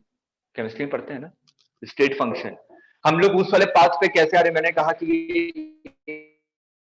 ए पॉइंट है, ये बी पॉइंट है, यहाँ पे टेम्परेचर 10 डिग्री सेल्सियस है, यहाँ पे 100 डिग्री सेल्सियस है, जा सकता हूँ ऐसे भी आ सकता हूँ, स्ट्रेट भी जा सकता हूँ, ऐसे भी आ सकता हूँ। तो मैं ए से बी में जाऊंगा तो पोटेंशियल एनर्जी कितना है, किसको डिफाइन करते हैं, कंजर्वेटिव फोर्स के लिए, ठीक है। मैं कैसे भी पास से लेके जाऊं तो पोटेंशियल एनर्जी दो पॉइंट के बीच में क्या होता है, सेम होता है, इसे तो कंजर्वेटिव के लिए डिफाइन किया गया था। उसी तरीके से यहाँ पर अगर मैं इंटरनल एनर्जी के बारे में बात करूं तो इंटरनल एनर्जी क्या है, इनिशियल और फाइनल के टेम्परेचर डिपेंड करता है कि कैसे पास से लेके जा रहे हैं, कि मैं यहाँ से यहाँ पहुंच रहा हूँ आइसोबारिक प्रोसेस से आइसो, इस पे डिपेंड नहीं करेगा कि मैं कौन से पाथ से वहां पे पहुंच रहा हूँ, ये किस पे डिपेंड करेगा, इनिशियल टेम्परेचर और फाइनल टेम्परेचर पे। इसलिए इंटरनल एनर्जी को हम लोग क्या कहते हैं, लिख लीजिए दो लाइन।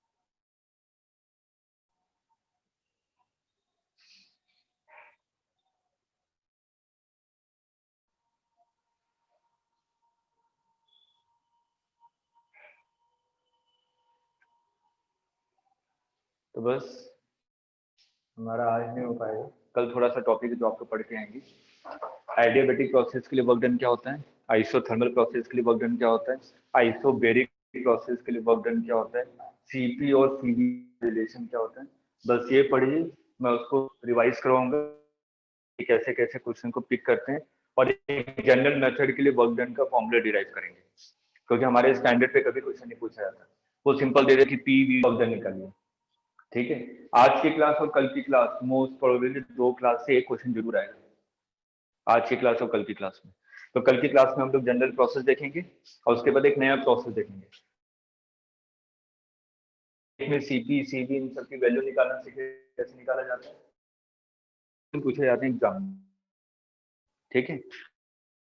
अब हमारा थर्मोडायनेमिक्स फ्लूइड्स, ठीक है। लेकिन ये थोड़े से प्रोसेस डेरिवेशन नहीं कराओगे, पढ़ के आएंगे तो चीजें आसानी होंगी, ठीक है। क्योंकि केमिस्ट्री में एसिड्स पढ़ते हैं आप लोग, आइसोथर्मल, आइसोकोरिक, कितना रहता है, ठीक है।